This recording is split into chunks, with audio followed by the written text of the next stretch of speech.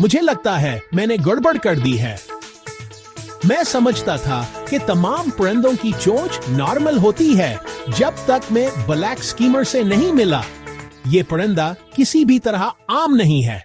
Black skimmers साहिलों और दरियाओं के किनारे पाए जाने वाले शानदार परिंदे हैं, खास तौर पर अमेरिका में। इन्हें क्या चीज इतना मुनफरिद बनाती है? अरे बस इस चोंच को देखो। इनकी निचली चोंच ऊपरी चोंच से लंबी होती है। ये एक बिल्ट इन फिशिंग गैजेट की तरह है। ये इस तरह काम करता है।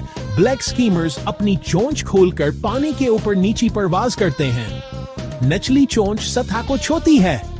जब ये किसी मछली को छूती है तो झटका, ऊपरी चोंच बंद हो जाती है और खाना तैयार है।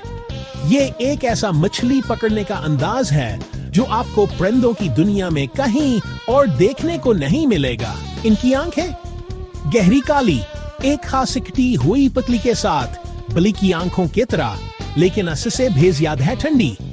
यहाँ नहीं तेज धूप में शिकार करने मदद करता है ताकि वो हांधे हुए बगैर मछली पड़ते रहें। और वहां पर बेहतर लंबे और नोकीले पानी के बालकलाओं पर ग्लाइड करने के लिए बेहतरीन। जब ब्लैक स्कीमर्स घोंसला बनाने के लिए जमा होते हैं तो साहिलाने की शोर मचाती आवाजों और समाजी हरकतों से जिंदा हुआ उठते हैं। तो अगली बार जब आप साहिल पर हों तो ब्लैक स्कीमर पर नजर रखें।